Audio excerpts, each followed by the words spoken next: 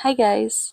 So, I'm just gonna share this real quick kasi baka makatulong to for those people who just transfer their, hindi transfer, I don't know how to call it, basta from ISPX to Converge, like me.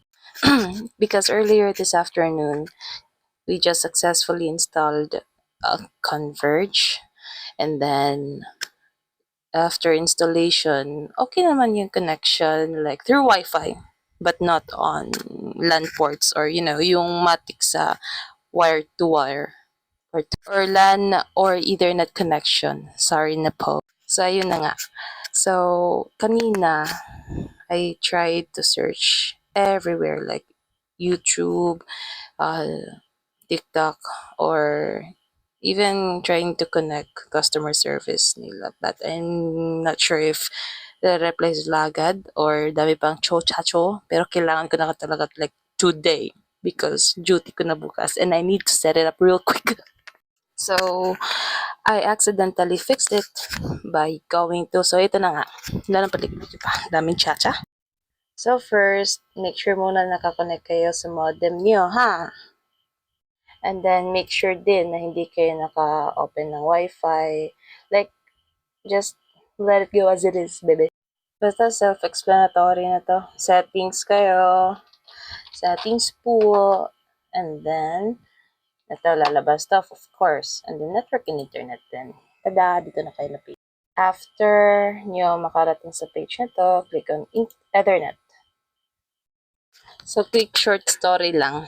Quick short story. So, quick story. Ewan ko. Connect ko kasi kanina dito yung Ethernet connection ko, which is, ito yung sa control panel. And then, click on View Status of Connection. Kanina, parang ganito. Internet, no network access.